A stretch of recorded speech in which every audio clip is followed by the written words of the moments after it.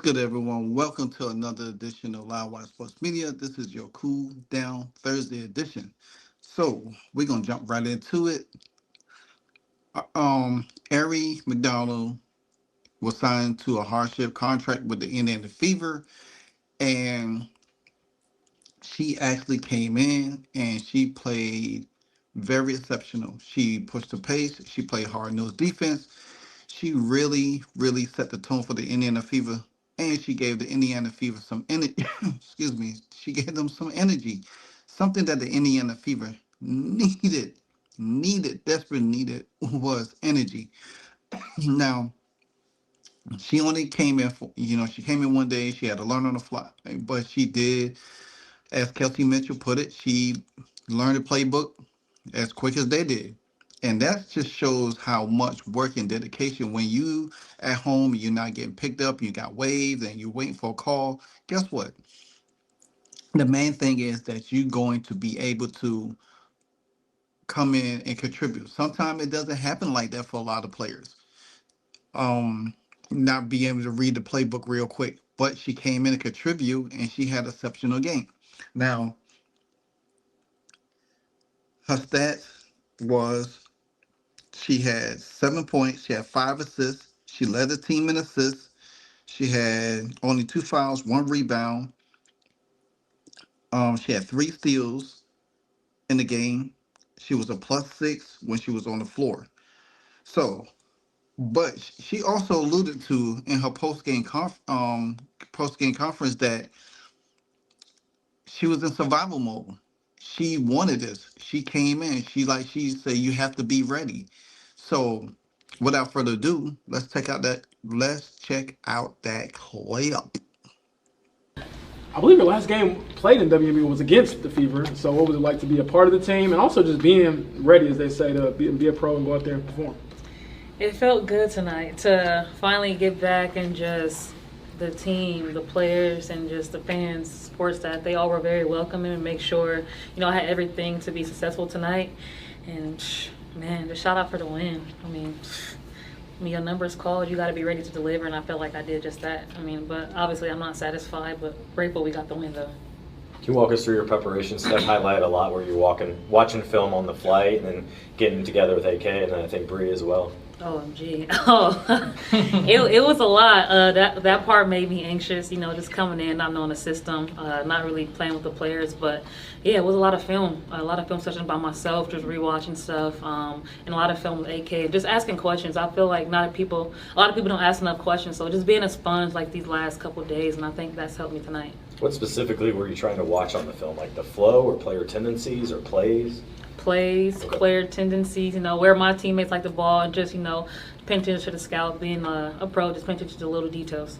Yeah, Steph talks a lot about 0.5 second basketball. Just how does that fit in with the pace you like to play and just the style you like to play in? Yeah, just my style of play, just playing fast. When I was home watching games, Indiana was one of the teams I watched. I'm like, okay, I can kind of see myself, playing. But great system, and I'm happy that they made me comfortable enough to play my game. So it felt amazing and just exciting. You hear the term all the time, like be a pro and stay ready, but I would imagine it's easier said than done. So as a competitor, what are you doing to kind of just stay ready, and what's that challenge to just challenge yourself in those moments? But for me, these past couple weeks been tough. So I just been working out, just staying ready for my numbers called, and just honestly just being grounded, and just not just basketball stuff, but just little things like meditating, just making sure staying myself, never getting too high, getting too low, because anything can happen. What have these past 48, 72 hours been like to go from not with the team to playing almost 30 minutes tonight? It's been crazy, but I'm confident in the work I put in, the preparation these past couple of weeks. I know what I can do, and just the team made me feel comfortable, and they know what I can do as well. So, just taking that and just applying it to the court, it made me feel better. Just no pressure at all tonight, just going out there and playing my game. Where does that hunger, fight, whatever you want to call it, come from to just scrap for something when you don't know what's next? Like if someone tells you, okay, you're going to get this opportunity guaranteed, but nothing's guaranteed. So how do you approach that? Survival mode. I'm in survival mode right now. I got to eat, this is my job. So, just got to be ready. gotta leave it all out on the court and just, this is an audition, either for the Fever or for another team. So just, just playing my game and just being relaxed.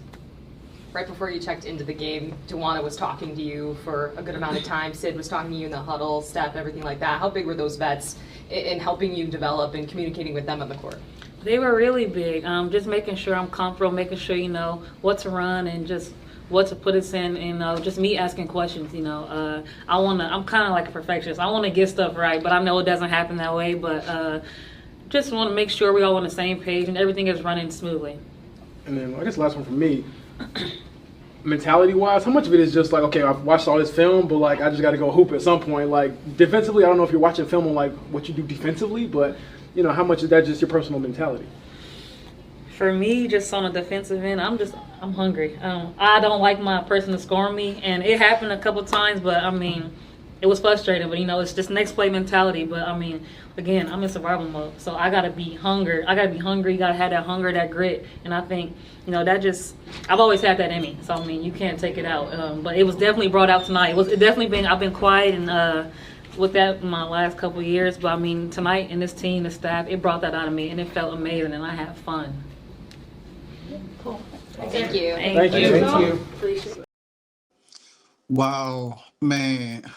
To be honest with you, that was impressive.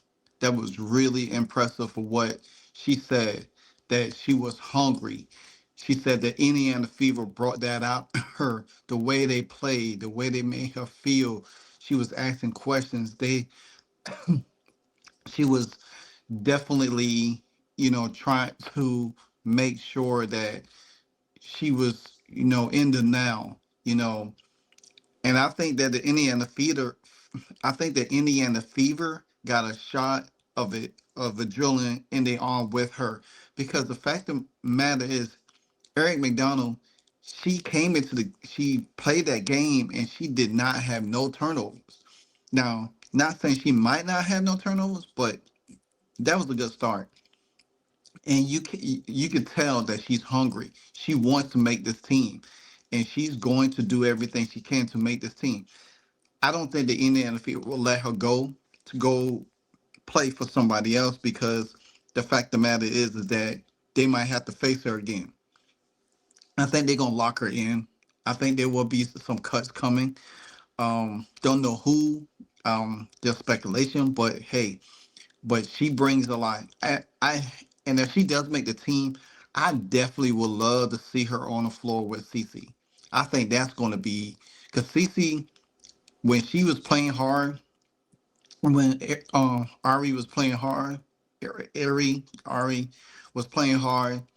Caitlin she got off the bench and greeted her.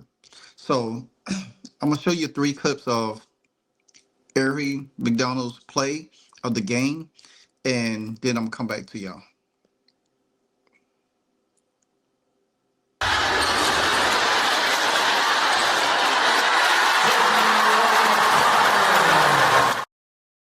Run. The Fever now on an 11-2 advantage.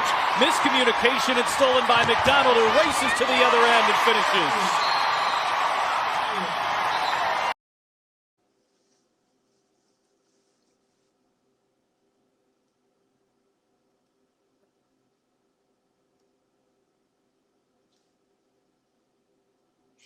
So there you have it. There's 3 clips of her. Like I said, I think she's a spark plug. I think the way she played, to be honest with you, it made Sid Colston play even harder. We didn't see Sid Colston play like that all season. Sid was getting her nose busted. She was getting knocked around. She was diving for loose balls. I did not see that Sid Colston early on in the season. A lot of people didn't see that. And when you bring in a person like that has that type of energy, that type of fire, that passion, it made everybody play harder. We already know Lexi could do it. We already know Sophie could do it. We see Kelsey Mitchell even up her game a little bit more. So that's the kind of player you need to put pressure on teams to say, hey, let's go. Let's go. And if you bring somebody in and they already showing you what they're about, that means the team needs to play again. Now, the Indiana Fever do not play again until Saturday night at 8 o'clock when they play the Chicago Sky. And this is game 2 of the Commissioner's Cups. I must make my prediction. Chicago, if they beat the Chicago Sky on Saturday, I think they have a chance to win the Commissioner's Cup. I really do. Because I think CC will be back sometime, hopefully next week, but either Atlanta game or the New York game. So we will see. But anyway, let me know what you think about Aari McDonald's interview and her passion, her grit, her fight. And I know she's a fit for this team. She knows she's a fit for this team. And she's been watching Indiana. She loves to play fast. So, and she knows that Caitlin Clark loves to play fast. You gotta play her like that.